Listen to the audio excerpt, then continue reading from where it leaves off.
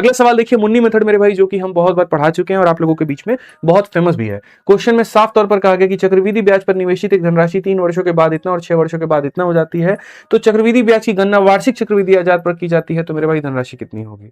आसान भाषा में अगर हम बताएं तो मेरे पास में कोई एक पैसा था मेरे भाई, और ये पैसा 3 सालों के बाद में कितना, तो ये पैसा 3 सालों के बाद में 13,380 हो गया है, और यही पैसा मेरे भाई यहां पर 6 सालों के बाद में 20,000 मेरे भाई 70 हो गया है। तो हमसे यहाँ पर क्या कहा गया, जरा जल्दी बताइए।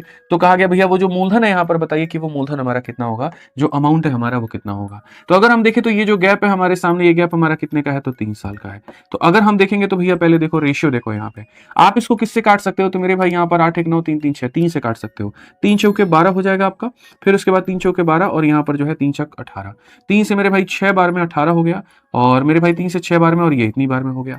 क्या यहाँ पर इसको काटा जा सकता है, तो 223 का मेरे भाई यहाँ पर ये दोगुना नजर आ रहा है, और 223 का मेरे भाई यहाँ पर ये तीनगुना नजर आ रहा है। यानी आप ये बात कहोगे कि सर 3 साल में 2 रुपए की चीज कितने रुपए हो गई, 3 रुपए हो गई।